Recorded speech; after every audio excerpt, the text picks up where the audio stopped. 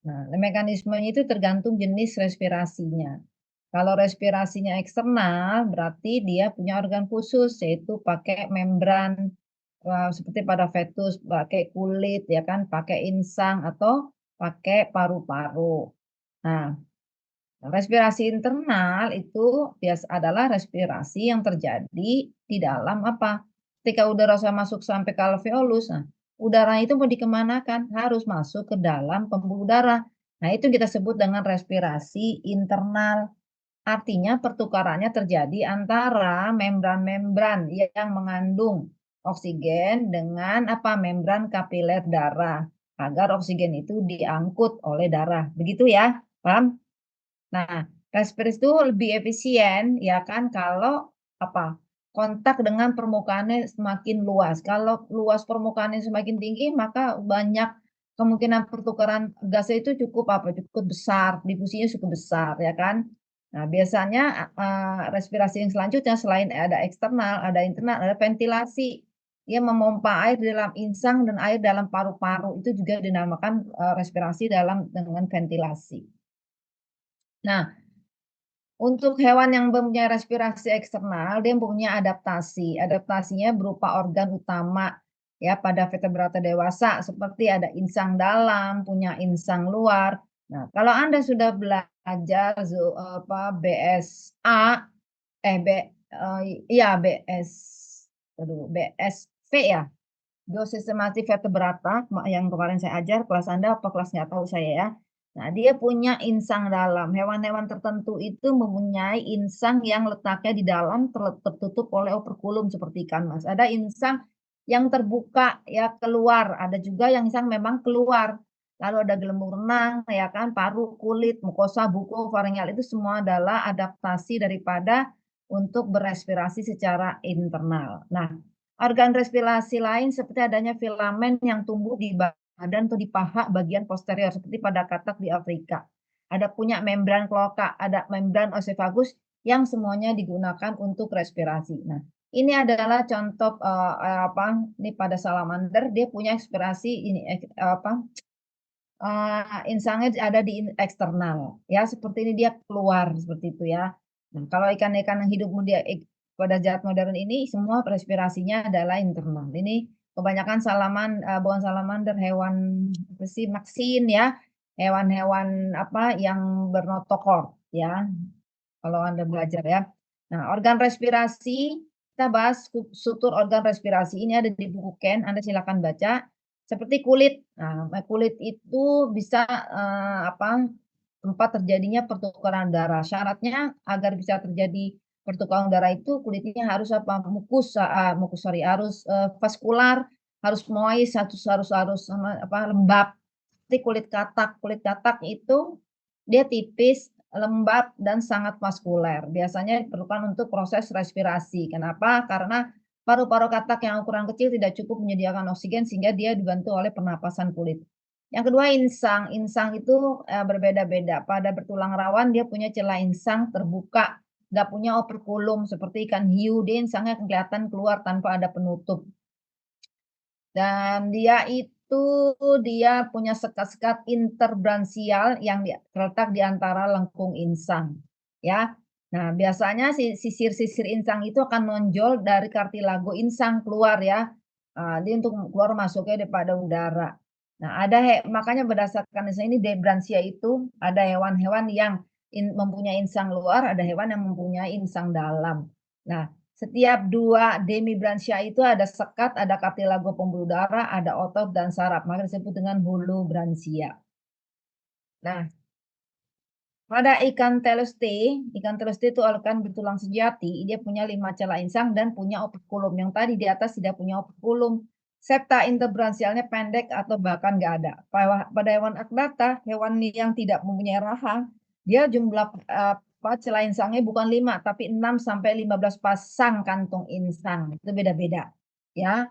Nah, ini termasuk ke dalam struktur karena manusia juga punya celah insang. Manusia itu 7 pasang insang. Namun insang pada manusia pada masa embrio itu sama dengan semua hewan vertebrata dalam masa perkembangannya. Nah, perbedaannya ketika kita sudah dewasa, insang itu tidak menjadi insang, tapi akan menjadi rahang atas, rahang bawah, dan lain sebagainya. Nah, kantung-kantung insang pada agnata ini berhubungan dengan faring melalui ductus branchial afferent dan ke arah luar melalui ductus branchial efferent. Nah, insang pada larva itu adalah ada yang insang eksternal, itu keluar satu atau lebih lengkung insangnya ada di luar kelihatan, ya. Seperti pada ikan langfish dan amfibi, ya. Nah, ini dia punya insang eksternal. Ini masih struktur. Nah, insang eksternal ini berasal dari apa? Lapisan ektoderm, ya. Nah, dia nggak ada hubungan dengan rangka visceral. Nah, darah yang disuplai dari lengkung aorta kedua jika terdiri dari sepasang anggota sepasang insang tunggal. Nah, lalu filamen-filamen insang tadi biasanya mengalami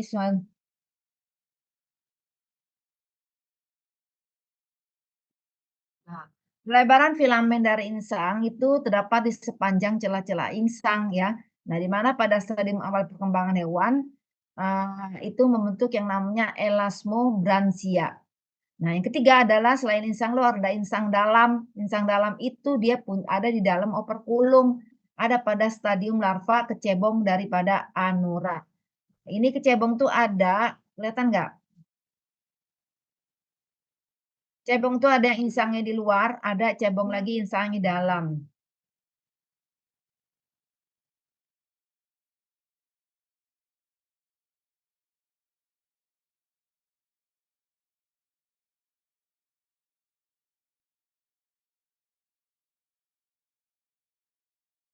Nah, oke ya, kita lanjut. Nah, yang keempat, selain insang dalam, insang luar, ada namanya apa? Gelembung renang.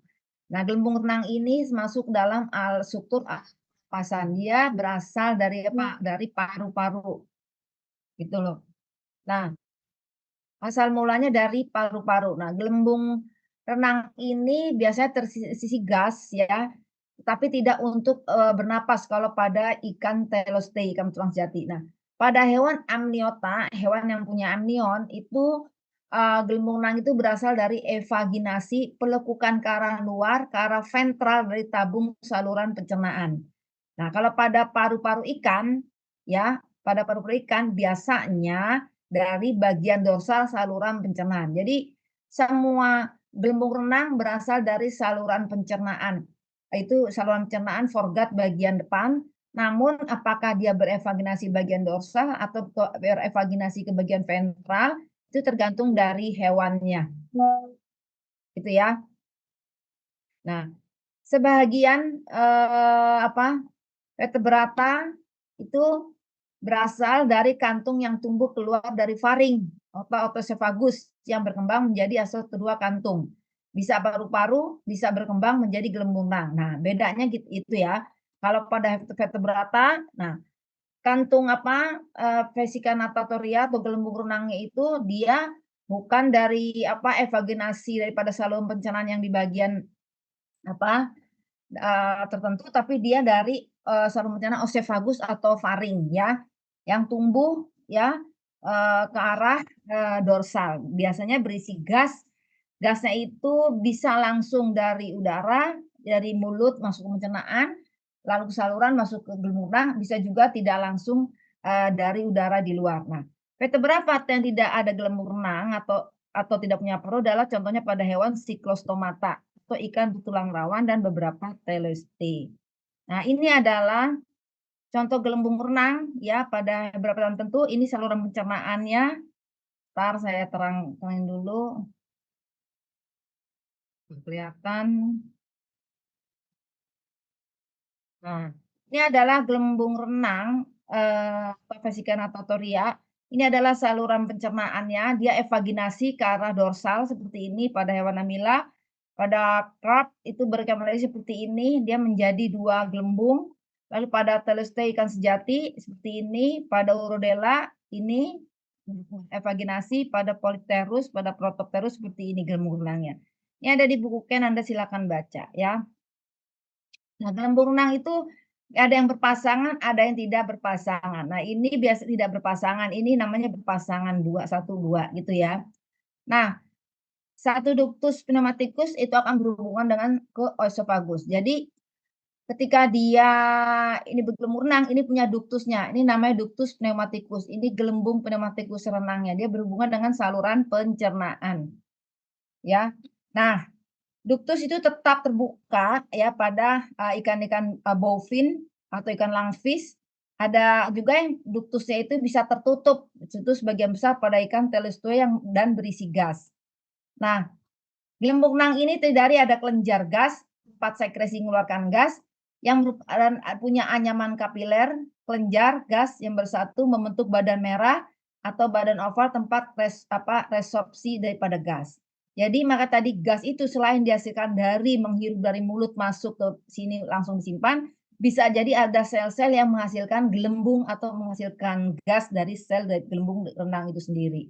Nah, itu selnya apa, berupa badan oval tempat resorpsi gas untuk meresorb, ada juga tempat untuk menghasilkan. Nah, ini nggak kelihatan sebentar.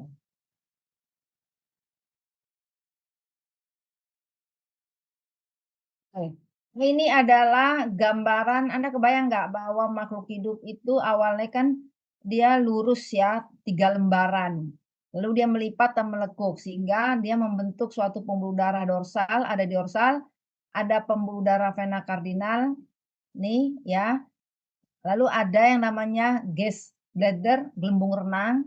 Nah, gelembung renang ini ada kelenjar gasnya yang menghasilkan gas, ada red mirable, ini adalah badan merah. Ini disebut dengan badan merah yang bisa berfungsi nanti menyerap dan mengeluarkan gas di dalam gelembung renang. Nah, ini biasanya berhubungan dengan vena portal hepatik, ya. Nah, ini langsung berhubungan ke sini. Nah, ini adalah contoh gelembung renang. Oke, kita lanjut. Nah, jadi arteri yang menuju badan merah itu berasal dari arteri mesenterica dari usus ya. Lalu dia akan meninggal badan merah melalui vena porta hepatica tadi. Ya, arteri badan oval berasal dari aorta dorsal. Ya, nih berasal dari aorta dorsal ke oval body ini, ya kan, ke oval body masuk ke sini yang menghasilkan nanti yang bisa menghasilkan gelembung ya, oval body dorsal lalu menuju ke vena kardinal posterior. Nah, fungsi dari gelembung renang ini apa? Untuk organ hidrostatik. Kalau ngambil BSF ada ya, bahwa gelembung renang itu bisa untuk kalau dia keluarkan dia akan bisa mengapung, kalau menambah gasnya, kalau gas dikeluarkan bisa tenggelam. Yaitu untuk mengatur sebagai organ hidrostatik mengatur gravitasi. Nah, gelembung renang ini menghasilkan gas dari badan merah ya, lalu diresorpsi oleh badan oval. Nah, jadi ada badan merah, badan oval. Badan oval ini yang meresorpsi gas bladder ini yang dihasilkan. Jadi bisa dihasilkan, bisa diserap. Nah, ini berhubungan dengan pembuluh darah seperti itu. Gitu ya. Nah, jadi yang menghasilkan gas dari badan merah diresorpsi oleh badan oval pada bagian posterior gelembung renang. Nah, sebagai organ pendengaran juga bisa pada beberapa ikan tertentu seperti ikan betulang sejati, air tawar, lele, ikan mas, ikan gurame itu biasanya berperan sebagai organ pendengaran melalui tekanan gelombang yang ditransmit ke gelembung renang lalu tulang-tulang kecil di osikula akan menyampaikan getaran untuk bisa mendengar.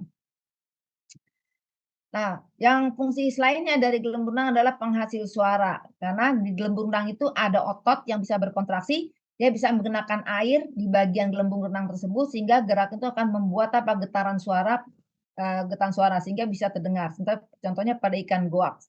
Nah, berfungsi sebagai respirasi ternyata pada hewan-hewan langfish, ya kan? Gelembung renang pada hewan langfish mempunyai sekat sehingga memperluas permukaan di mana pertukaran oksigen, CO2 itu terjadi di antara gelembung renang dan pembuluh darah.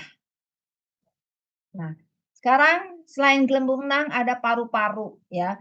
Paru-paru itu adalah organ pernapasan hampir sebagian besar hewan yang hidup di darat ya. Nah, di paru-paru itu ada bagian-bagiannya ya. Ada laring, laring itu laring apa sih?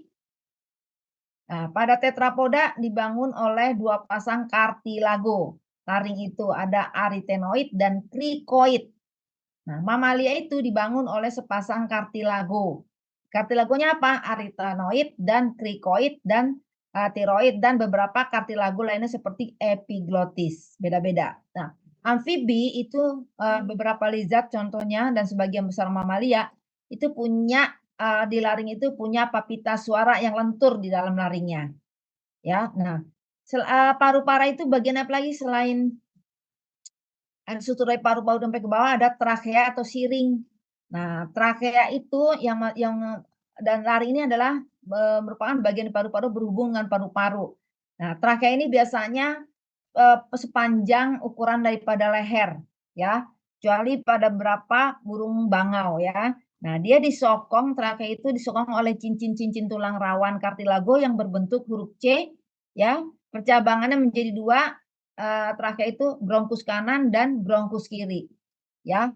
Nah, jadi percabangan dari kartilago itu namanya jadi bronkus kanan dan kiri, ya. Jadi bronkus utamanya adalah, trakea utama bercabang menjadi 2, ya kan, kanan dan kiri, bronkus kanan kan kiri, lalu hanya dan pada beberapa burung itu membentuk, siring pada pangkal trakeanya. Nah, ini adalah contoh daripada laring. Laring itu dibangun disokong oleh apa, kartilago krikoid, ya, kartilago cornicula, ya, ada kartilago arytenoid, ya, dan ada kartilago tiroid.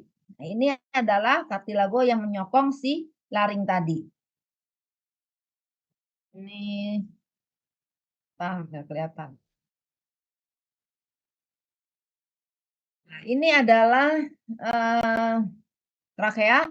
Nah, ini adalah laringnya, ini trakea, kayak ada cincin-cincin seperti ini, ya. Nah, trakea ini, dibagi menjadi 2, ya, yang ini bronkus kanan dan bronkus kiri, gitu ya.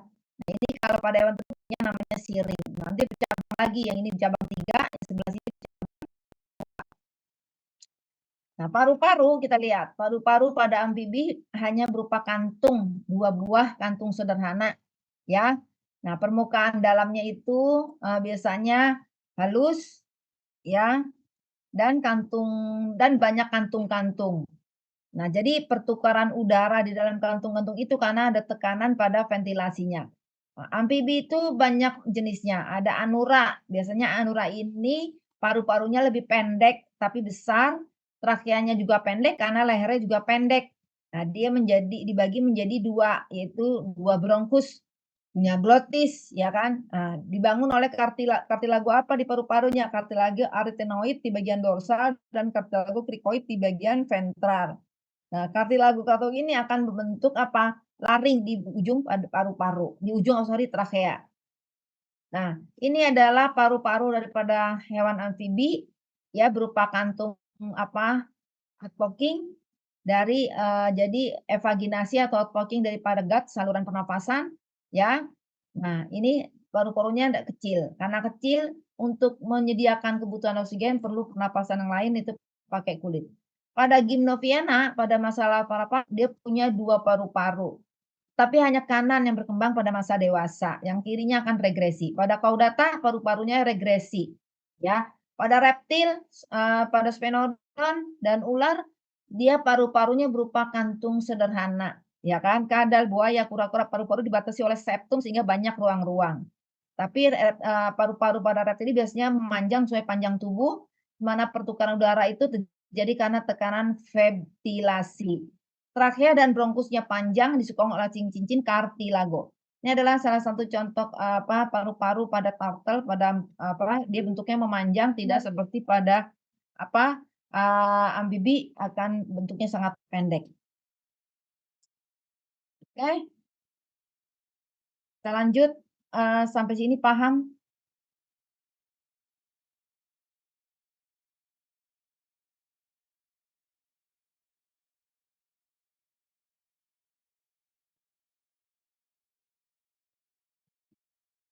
Kita lanjut ya. Nah, pada Aves, Aves itu bernafas dengan apa, kantung udara. Selain ada paru-paru, ya kan, dia harus punya kantung udara yang lebih banyak dibandingkan hewan lain, karena dia harus menyediakan, udara untuk bernapas pada saat dia terbang tinggi dan tulang-tulangnya juga menjadi ringan. Ya, kantung udara ini tersebar di seluruh tubuh, ya kan, aliran udara itu melalui paru-paru, aliran udara yang masuk dari paru itu arahnya searah. Nah, paru-paru dan kantung udara pada apes itu bersamaan membentuk melakukan suatu proses kayak seperti ventilasi. Nah, aliran udara di dalam paru-paru pada apes ini biasanya pas surut bisa banyak, bisa sedikit bergeraknya ke satu arah.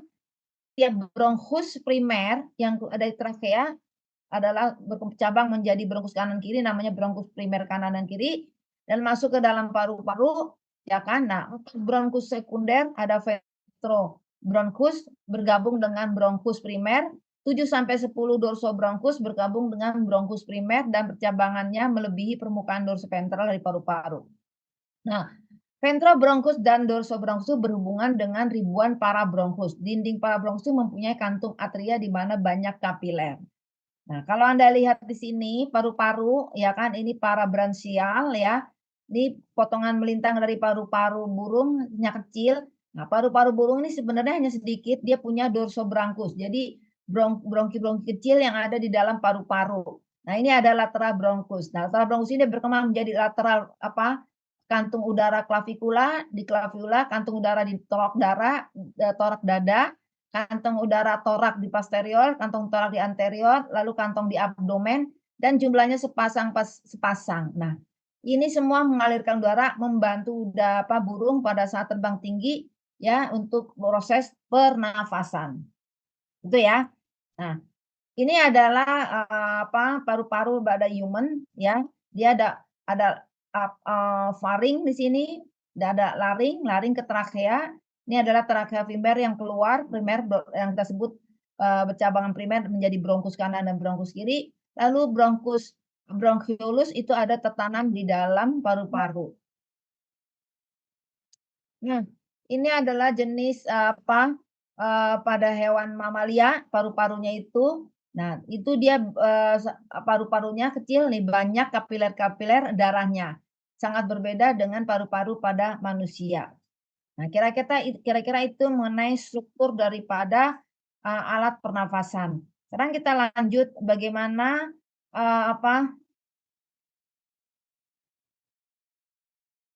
lupa sih ini ngomong apa tadi ya? Nah, kita masuk ke bagaimana mekanisme pembentukan daripada paru-paru, ya. Perkembangan dari saluran pernapasan atau paru-paru, sistem pernaspirasi. Sudah terlihat di sini? Sebentar ya.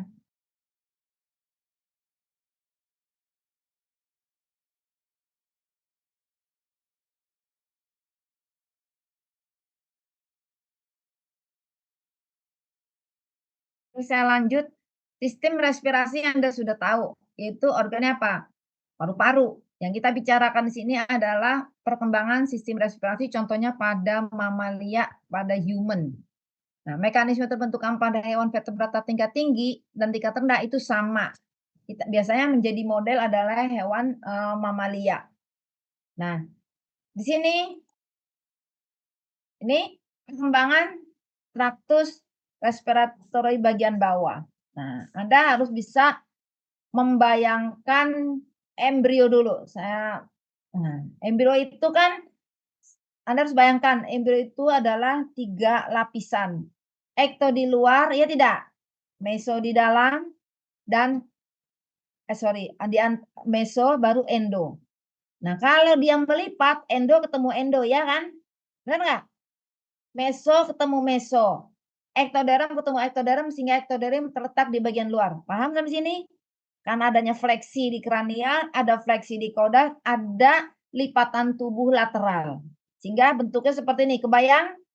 Lipatan di tengah tadi yang ada di tali pusat Anda itu adalah hasil lipatan ini semua. Kebayang? Ketemunya di sini di tengah. Nah, ketika dia melipat, sehingga yang kuning-kuning ini adalah dindingnya endoderm. Ini adalah saluran pencernaan. Nah, kalau di otak kemarin ada forebrain, otak depan, otak tengah, otak belakang. Maka di saluran pencernaan yang kuning ini yang awalnya saluran pencernaan kita cuma lurus, yang otak awalnya lurus. Nah, kemarin kita sudah bicara otak terbagi-bagi menjadi kompartemen, maka saluran pencernaan karena dia fleksi folding ya kan melipat berbelok kiri kanan sehingga saluran pencernaan juga akan melilit itu. Paham sampai di sini dulu? Nah, Saluran pencernaan itu dibangun oleh namanya endoderm dan mesoderm mesoderm splanchnic. Paham sampai sini? Nah, kalau yang ada yolk berarti saluran pencernaan itu dia akan membungkus yolk seperti burung. Kalau pada human nggak punya yolk, maka saluran pencernaannya akan kosong, tidak ada yolk. Pahamkah sampai di sini sebelum Ibu lanjut? Tidak? Paham nggak ini? Ibu bertanya dijawab. Bu tidak paham, Bu paham. Nah, kalau diem aja saya juga males nih, saya cepetin nanti ini. Paham tidak? Paham. Lain. Nah, sekarang yang namanya saluran pencernaan yang warnanya kuning ini ketika tubuh sudah melipat, maka di sini ini ke arah ventral berarti ke arah sini, ke arah dorsal ke punggung. Nah, saluran pernapasan itu muncul dari respiratory diverticulum. Ya, membentuk apa? Tunas. Namanya diverticulum. Diverticulum itu tunas paru-paru. Respiratory diverticulum. Ya, tunas paru-paru. Nah, ingat yang abu-abu ini adalah jaringan mesoderm somatik. Karena dia berevaginasi, tentunya dia akan menginduksi jaringan di sekitarnya. Gitu kan? Hingga menginduksi balik. Supaya jaringannya di sini itu adalah jaringan khusus mesoderm somatik untuk menginduksi sistem respirasi. Dia menginduksi balik apa? Si tunas paru-paru yang tadinya kecil untuk berkembang, berdiferensiasi, proliferasi, ya kan? Akan membentuk lebih lanjut. Nah, sebentar. Ini harus pelan-pelan nih. Bentar ya. Nah, jadi perkembangan paru-paru itu dibagi menjadi 2 fase, ya.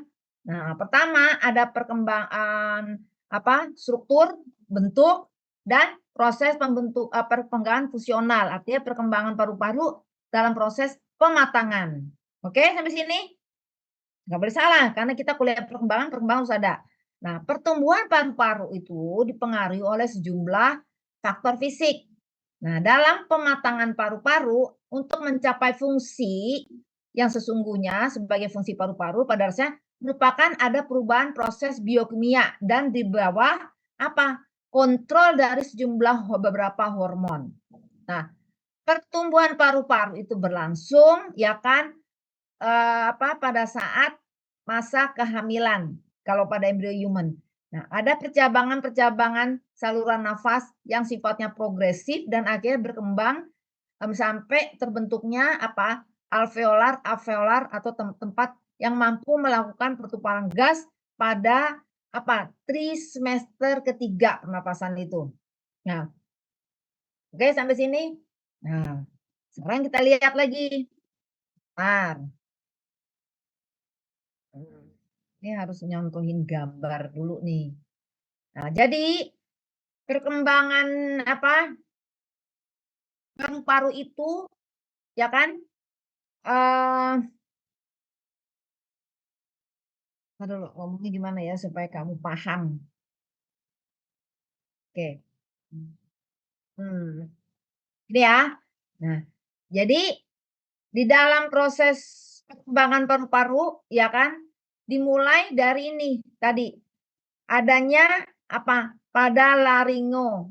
Ini kan membentuk diverticulum. Ini adalah daerah yang ini kan ini adalah saluran pencernaan.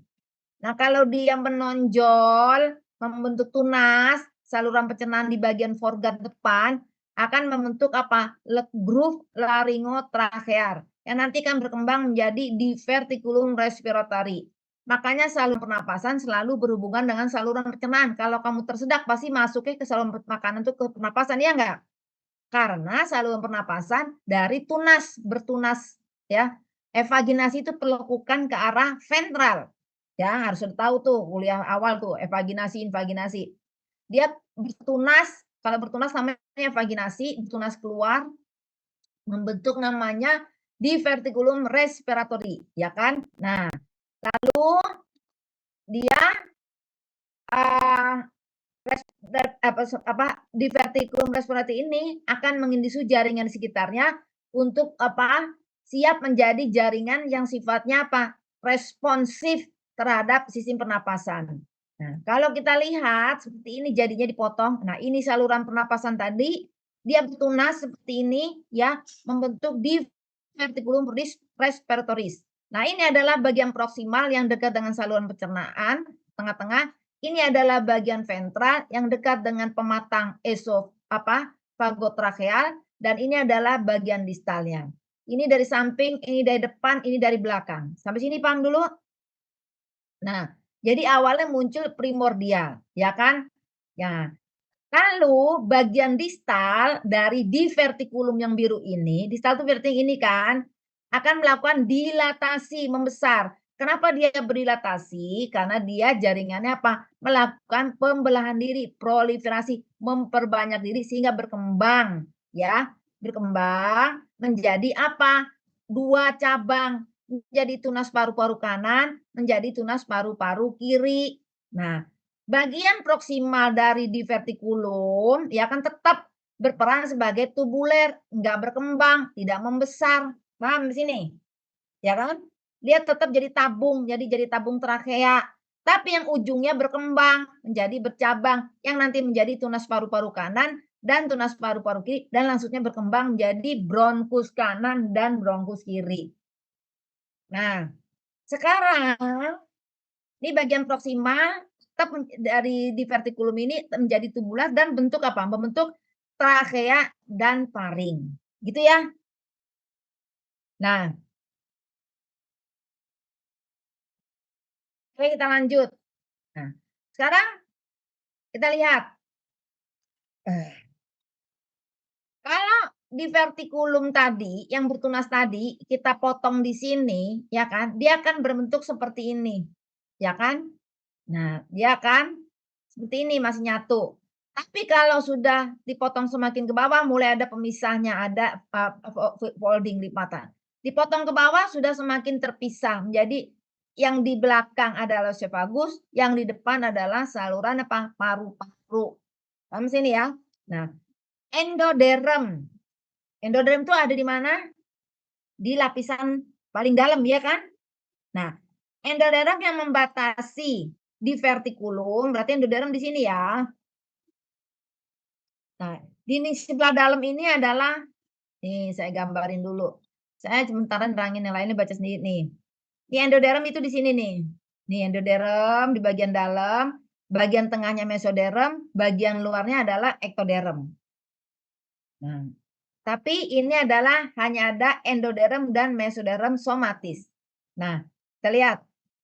Nah, jadi endoderm yang membatasi bagian dalam dari divertikulum laryngotracheal itu akan apa? Mulai muncul namanya akan membentuk epitel dan kelenjar traktus respiratorius. Kenapa bisa membentuk ini? Karena dia sudah berdiferensiasi menjadi saluran pencernaan. Kalau ini kan belum, ya tidak? Ini kan masih berhubungan. Nah, ketika dia mulai tumbuh ke bawah, diferensiasi menjadi tunas paru-paru primer, nah mulai dia akan bakal calon apa? Tunas paru-paru sehingga dia berdiferensiasi menjadi epitel dan kelenjar daripada saluran pernapasan.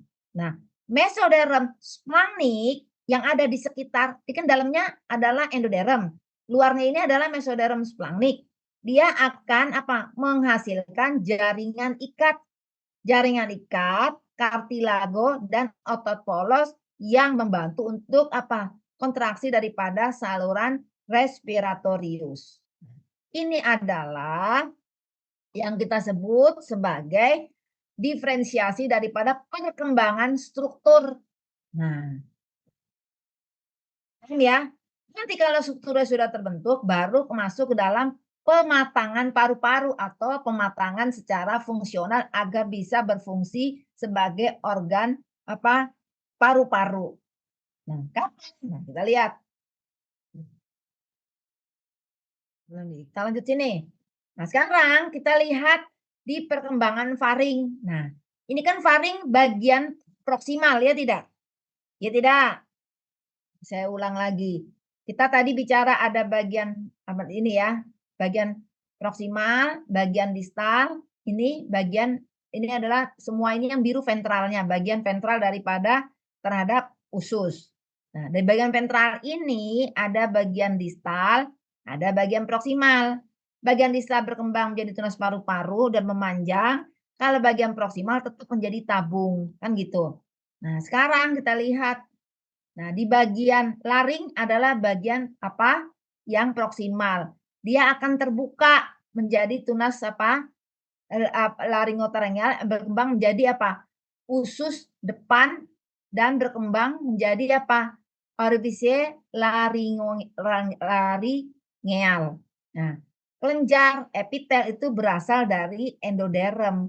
Nah, otot, kartilago daripada laring kecuali epiglottis itu berkembang dari mesoderm ya, dari lengkung lengkung paring keempat dan keenam. Gitu ya. Kalau dilihat saya perbesar. Ini laringnya groove-nya kan ini, yang di tadi saluran pernapasan. Ini kan laryngeal opening yang terbuka, ini masih terbuka kan. Nah, ini yang terbuka ini dia nih, masih berhubungan dengan saluran pencernaan dan saluran pernapasan. Kan gitu. Nah, ini kan faring. Nah, ini kan divertikulumnya. Ini kan masih menyatu ketika dipotong. Nih, saya unjukin. Kan masih nyatu nih ya kan? Ya tidak? Ini masih nyatu. Nah nah ketika masih nyatu, lihat. Nah, nanti ini ada celah apa, ini namanya celah laringeal tadi, grup laringeal tadi, ya kan? Nah, ini pada minggu keempat lihat, dia akan apa nih? Nih nih, kelihatan kan? Nah, dia berkembang.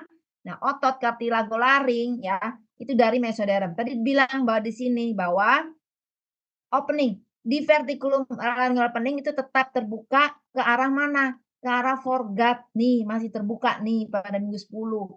Laringo itu terbuka ke arah foregut. Ini saluran pernapasan yang coklat ini terbuka ke sana ke mana? Ke saluran pencernaan. Maka nanti ditutup oleh apa? Pembatas.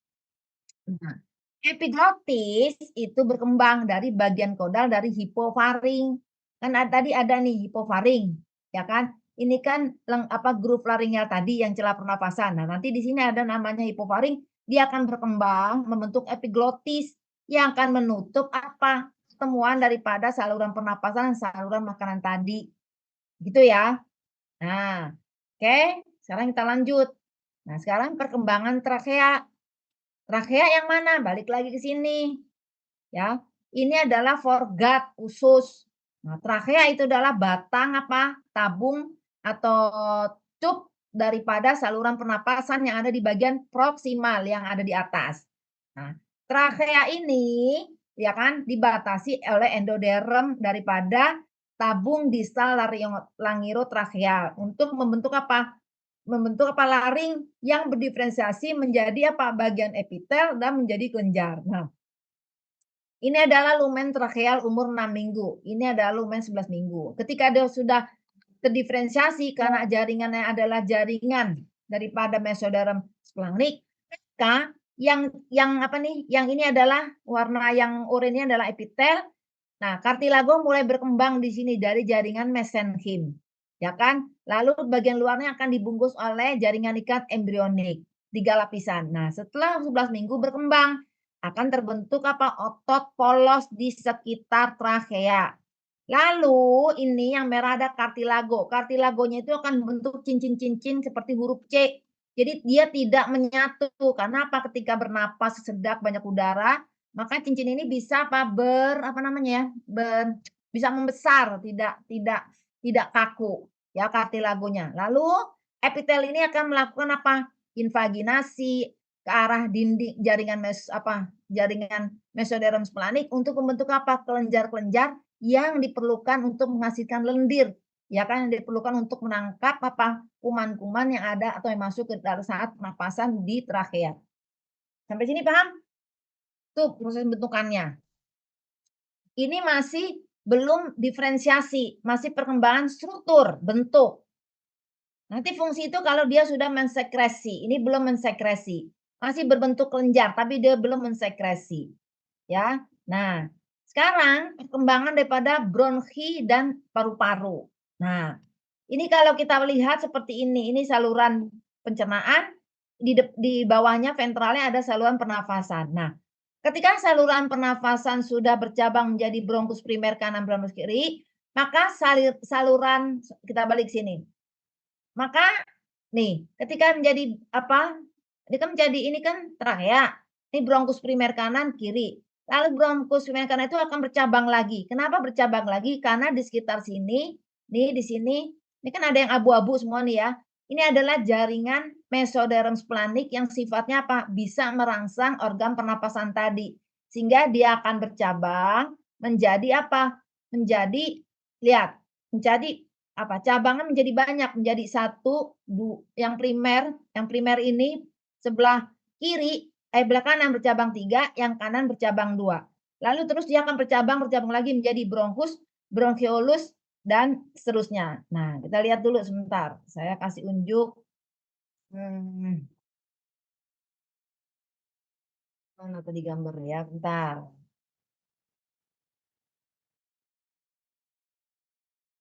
nggak ada ya, bentar. Mana ya? Sebentar sebentar. Pada minggu ketiganya di mana nih tadi? Hilang ya?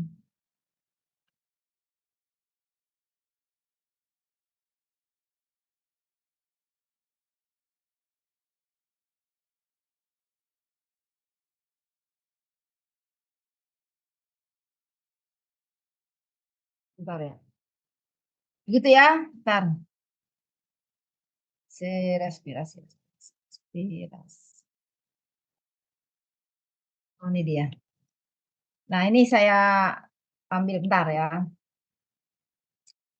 Saya cuman mau kasih oke.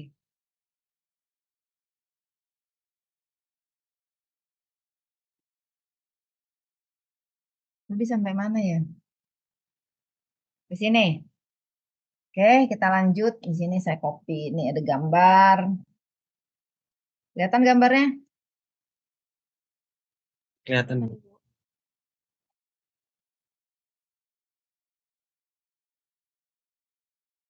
Oke, lihat ya. Nah, jadi tadi kan dia kan bercabang ya, 2, lalu 2 ini dia akan bercabang lagi. Jadi bronkus tunas, bronkus primer kan ini kanan, kiri, kan semuanya nih, bronkus kanan tuh ini, kelihatan kan? Nih, nih. Nah, yang merah ini adalah nih mesoderm splanknik. Nah, oke. Nah, bronkus kanan itu ya kan yang kiri yang primer bercabang menjadi apa? 3, ini bercabang menjadi 2. Nah, ketika dia bercabang, ya kan, sehingga masuk ke dalam apa? Saluran menuju ya ke kiri merupakan bagian daripada xylem, masuk ke dalam rongga xylem. Xylemnya apa? Xylem apa paru-paru. Nah, bronkus kanan itu menjadi membagi 2 dan membagi lagi sampai membentuk apa? Pohon bronkus. Nah, seperti ini gambarnya. Nih, ini trachea ya kan pada nih zona ini bentuk bronkus kanan kiri, ini primer. Bronkus ini bercabang 1, 2, 3. Bronkus ini bercabang jadi 1 dan 2. Nah, ini stop di sini, tuh ya. Kita lihat sini, sini sebenarnya sama nanti. Nah, si bronkus yang tadi 1, 2, 3 terus bercabang, membentuk apa? Bronchiolus, lalu membentuk terminal bronchiolus. Lalu membentuk apa? Bronchiolus respiratorius ini ya. Lalu berakhir di ductus, ini ductus alveolus dan ujungnya yang bulat-bulat ini adalah saccus alveolus. Gitu ya. Nah, ini namanya yang ini adalah zona conducting saluran, yang saluran itu sampai terminal bronchiolus ya. Jadi trachea, bronkus primer sekunder kanan bronkus primer kanan kiri, bronchiolus, terminal bronchiolus, bercabang lagi bronchiolus respiratoris, alveolar, baru saccus terakhir. Paham? Nah, proses percabangan ini karena diinduksi oleh apa? Diinduksi oleh jaringan mesoderm, ini dia mesoderm, mesoderm ini nih, yang ini, mesoderm splanknik nih, yang merah-merah ini di tengah, diinduksi balik, gitu berkembang, induksi balik, gitu ya. Sehingga akan terbentuk suatu pohon bronchiolus. Nah, ketika sudah pohon bronchiolus, itu masih dalam tahap apa? Perkembangan struktur, belum berfungsi. Paham sampai sini? Itu masih perkembangan organogenesis. Nah, ketika sampai di ujung seperti ini ya, ketika sampai bronki, ya kan? Nah, terus sampai ke kita lihat, aduh, nih, sampai ke bud bronchiolus, bronchiolus sampai sini berarti ya, kita lihat nih, bronchiolus bud, ya kan di sini. Nih, bronchiolus ya kan di sini. Nah, terus sampai kemana nih? Lihat, bercabang nih. Jadi primer, sekunder, kan cabang lagi sampai terakhir ya. Nah, sampai ke ujungnya itu nanti akan seperti ini ya. Nah, dia akan apa? Membentuk apa? Sementasi-sementasi. Nah, ingat bahwa di ujung daripada ini alveolis apa namanya? Eh, apa namanya itu? Sakus kantung alveolar di ujung ini, maka sel yang ada di sekitarnya sini, mesoderm tadi akan apa? Membungkus, sorry, akan membungkus siapa? Akan membungkus si apa duct bronchiolus, primer dan selanjutnya sampai apa? Akan membentuk apa? Tunas paru apa namanya? Paru-paru selaputnya ini, ya. Nah, oke. Sehingga sebelah kanan akan membentuk 3 cabang, sebelah kiri akan membentuk 2 cabang. Nah, sementara paru-parunya itu berasal dari apa? Mesenkim atau dari mesoderm splanchnic nih yang membungkus. Nih, semua yang merah-merah ini akan membungkus membentuk apa? Paru-paru. Paham sampai di sini? Enggak? Paham. Oke. Jadi itu masih belum perkembangan paru-paru dalam perkembangan struktural, belum perkembangan fungsional atau belum berdiferensiasi. Gitu ya. Nah, sekarang kita lihat tahap bentar. Jadi kalau Anda tahu bahwa tadi tahapannya itu masih ada tahapan dari pengembangan. Nah, sekarang masuk ke tahapan apa? Maturasi, pematangan. Nah, pematangan itu ada periode pseudoglandular, ada periode kanalikular, ada periode terminal sac, ada periode alveolar. Nah, pseudoglandular itu adalah berjalan kalau pada human 5 sampai 16 minggu. Di mana percabangan itu terus membentuk apa sampai terminal bronchiolus. Itu adalah periode pseudoglandular. Nah, terminal bronchiolus di mana? Tadi Anda bisa lihat, Ibu balik lagi ke sini, periode bronchiolus nih.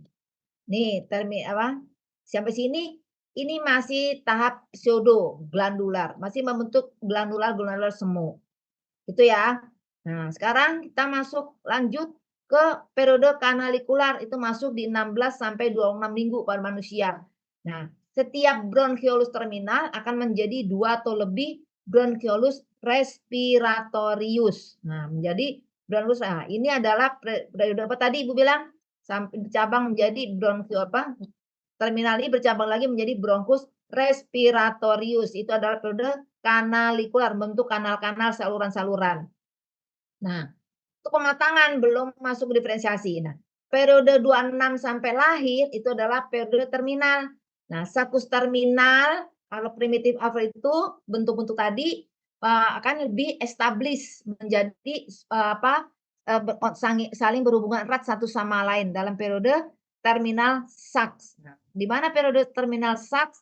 Nah, Anda bisa lihat di terminal sacs di mana? Di sini ya, nih alveolar duct nih, saling ini. Nah, lalu setelah itu masuk ke periode alveolar sampai masa anak-anak itu pematangan alveoli di mana dinding-dinding endotel dari alveoli tadi ya di sini nih pematangan pada saat mau lahir mulai bernafas sempurna dia mulai pematangan gitu ya. Nah, sampai sini paham? Jadi empat empat periode pematangan, tapi belum berdiferensi belum maksimal fungsinya. Nah, oke. Nah, jadi eee, fase-fase, dari fase pembentukan, paru-paru ini sangat, terjadi secara, bertahap. Nah, sekarang kita lihat bahwa kalau tadi di entar saya lihat dulu. Nah, kalau di fase kanalikular tadi, ya kan, itu ada perubahan daripada, terjadinya perubahan daripada sel-sel, ya kan. Di mana pada saat ini pertukaran eee, paru-paru, pertukaran dari gas jadi paru-paru, pertukaran gas ya di dalam paru-paru itu sudah mulai terjadi pertukaran gasnya dan mulai ada vaskulasi, mulai ada pembuluh darah. Nah, terus jaringan interstisial ya kan dalam pertumbuhan kapiler nol itu akan semakin berkurang. Nah, selama masuk ke dalam 20 minggu pada stadium kanalikular, sel-sel yang ada di sekitar alveolar tadi akan berdiferensiasi menjadi sel-sel pneumosit satu tipe satu, ya kan? Nah, itu adalah struktur sel primer daripada alveolus. Jadi struktur sel alveolus yang pertama itu adalah namanya sel pneumosit tipe satu dan pertukaran gas itu terjadi, pada lapisan yang tipis pada sel tadi yang bentuknya seperti membran. Nah, kapiler mulai tumbuh di alveolus tadi, ya kan sangat berhubungan erat antara bagian distal dan bagian, proksimal daripada sel-sel alveolus tadi, ya. Nah, lalu pada saat ini juga nampak, badan-badan lamelar itu, akan termasuk, badan tipe sel alveolar tipe 2 akan mulai, muncul ya, seperti itu. Nah, kita lihat, masih belum ini ya?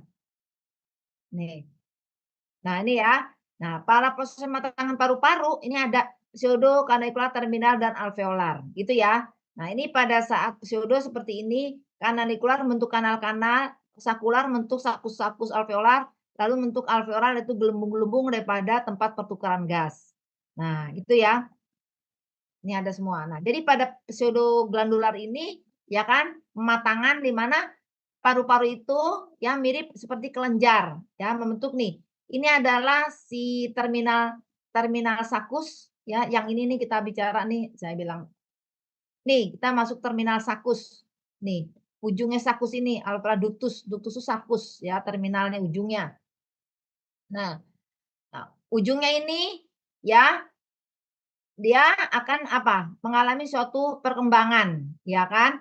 Dia akan membentuk namanya gelembung-gelembung gitu ya, membentuk, menjadi lebih ujungnya itu menjadi lebih vaskular, ya kan. Nah, jadi paru-paru itu, masuk ke fase kanalikular itu, paru itu lebih vaskular karena ini mulai muncul adanya kapiler-kapiler yang merah-merah ini kapiler-kapiler, ya lalu, bronkus respiratorisnya ini ya, ini mulai bercabang nih ya. Nah, ini adalah bronkus terminalnya bercabang di ujung-ujungnya, ya pada 2 minggu terminal bronkus itu akan menghasilkan bronkus respiratory nih, bronkus respiratory. Lalu bronkus respiratory berkembang menjadi 3 sampai 6 tubular, ya kan, dan diakhiri dengan ductus alveolar, ini ductus alveolar. Nah, jadi respirasi mungkin juga terjadi pada periode ini, masa embrio, ya. Tapi mungkin juga tidak tahu, masih bernapas lewat tali pusat, masih di sini. Nah, mungkin. Nah, fetus di sini pada akhir periode ini akan bisa survive, ya, bisa jika terjadi suatu hal yang tidak diinginkan.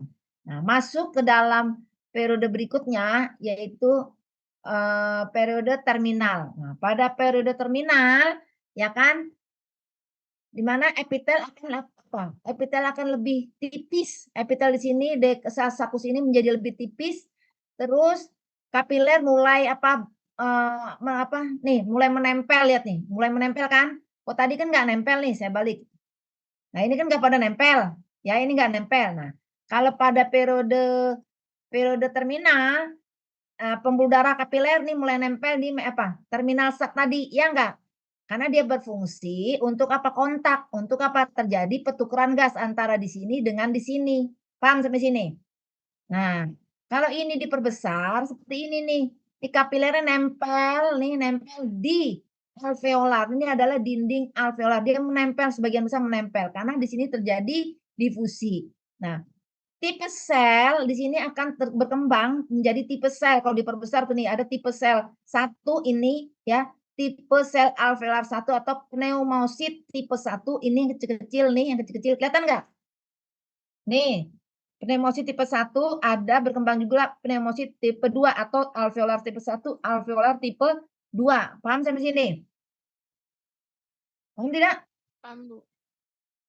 Oke.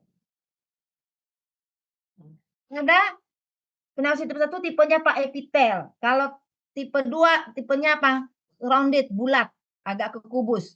Nah, dia yang tipe 2 atau alveolar tipe 2, pneumosit tipe 2 akan mensekresi apa? Yang disebut dengan fosfolipid namanya surfaktan, kayak lendir. Nah, surfaktan ini memproduksi dimulai kita umur 20 minggu. Dia akan meningkat pada akhir kehamilan. Nah, sakus terminal itu ya kan, lalu vaskulatur pulmoner dan surfaktan itu ada ya kan untuk apa? Untuk membuat si paru-paru bayi yang lahir itu ya kan, eee, bisa survive ketika dia lahir apa, prematur bayinya gitu loh. Kalau dia nggak ada nggak bisa gitu kan, bisa nafas. Nah, fetus-fetus yang lahir prematur 24 sampai 26 minggu itu ya kan kadang-kadang distress respiratornya ya kan, kenapa? Karena kekurangan surfaktan gitu loh. Ya, jadi prematur. Nah, kalau yang normal dia harus mensekresi. Kalau dia nggak matang, dia kan nggak mensekresi, ya, jadi kayak prematur, terganggu. Nah, sekarang kita lihat lagi di periode alveolar. Pada periode alveolar, pembuluh darahnya ini kapilernya itu lebih apa, sudah mulai ada darah nih merah-merah. Kalau tadi kan belum ada nih, lihat. Belum ada kan? Iya tidak? Baru sel. Nah, pada periode alveolar ini, nih saya gedein. Nih, pembuluh darah ini sudah mulai apa, kapiler darahnya sudah ada apa, sudah ada darahnya nih merah-merah dan sudah banyak yang menempel pada si dinding alveolar. Ini adalah alveolar, kantung alveolar yang bulat-bulat kayak anggur. Ada kapiler lim nih ya. Di sinilah pertukaran oksigen kalau CO2 dari jaringan masuk ke epitelium sini, endotelium, masuk ke sini bertukar dengan oksigen, seperti itu. Nah, kelihatan nih. Nah, jadi pada periode alveolar setiap ujung daripada bronkiolus yaitu, alveolar itu ya kan mempunyai dinding-dinding yang tipis dan dilapisi oleh jaringan ikat. Nah, sakulus atau kantung-kantung terminal itu berakhir dengan kantung alveolar, gitu ya. Nah, itu. Nah, disinilah terjadi pertukaran ini nih yang bulat-bulat ini, kelihatan ya?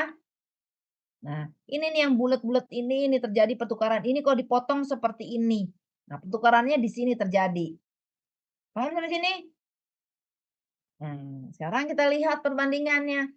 Jadi pada pseudogandular periode, alveolinya belum ada, eee, respirasinya belum terjadi, ya kan?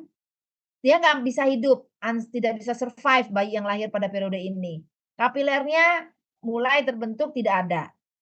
Gambarannya masih seperti ini, masih pembuluh darahnya masih jauh. Nah, masuk ke kanalikular, bisa jadi umur 24 minggu bronkiolus terminalnya mulai muncul menjadi bronkiolus respiratorius. Nah, respirasinya bisa terjadi kalau ini sudah berakhir. Dia mungkin hidup, bisa juga mati bayinya, ya kan, embrionya. Nah, kapiler nggak ada, ini nggak ada kapiler yang berhubungan, belum nempel, gitu bukan? Nah, bentuknya ini sama ini banyak pembuluh darahnya, ini sudah banyak, terminal alveolaris tapi belum ada, belum kontak. Nah, kalau di sini periode terminal, perkembangan alveoli sudah berkembang. Nih, lihat alveolinya udah bulet ini ujungnya, udah mulai bulet, ada ujung-ujungnya. Lalu pembuluh darah mulai nempel di dinding alveoli. Bisa hidup? Iya, karena pembuluh darah mulai ada, mulai menempel. Nah, pada periode alveolar, alveoli sudah ada, ujungnya bulet-bulet, sudah terjadi respirasi bisa survive dan kapilernya, sudah bukan ada lagi ya, sudah terjadi pertukaran. Gambarnya seperti ini. Nah, inilah perbandingan dalam periode apa, eee, periode perkembangan dari embryo. Nah, Periode apa kalau ada sel pneumosit 1 dan 2 atau fase 2? Periode, masih ingat? Itu periode terminal sak, ya. Terminal sak di sini. Maka dia bisa survive karena terjadi respirasi yang cukup di sini, bisa terjadi pertukaran. Oke sampai sini? Nah, ini adalah pembagian. Nah, kira-kira itu perkembangannya apakah bisa dipahami?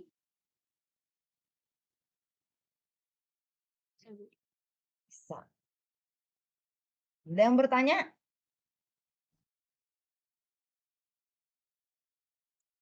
Ada yang mau bertanya?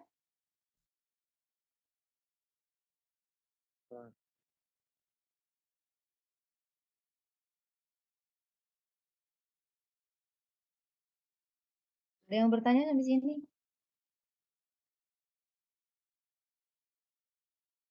Belum, Bu, belum ini.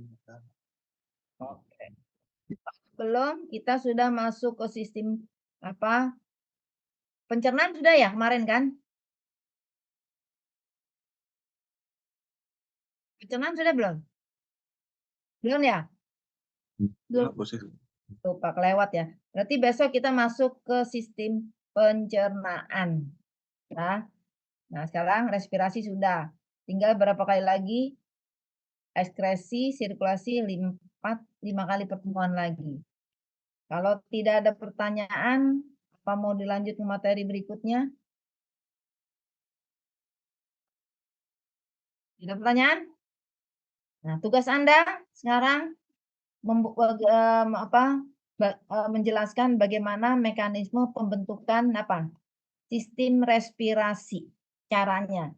Harus ada mekanisme induksi, terus organ terbentuk apa dan lain sebagainya. Oke?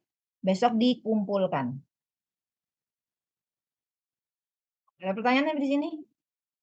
Pertama, Anda harus menjelaskan organogenesis sistem apa? Sistem respirasi. Sumbernya lapisan apa aja yang berperan, bagaimana mekanisme induksinya, seperti itu ya. Nah, lalu tahap-tahapan itu dari tahap pembentukan organ, lalu tahap sampai pematangan. Ya, silakan Anda untuk membuat resume, lalu besok dikumpulkan masing-masing setiap individu. Oke? Kalau tidak ada pertanyaan, saya akhiri sampai di sini. Selamat pagi.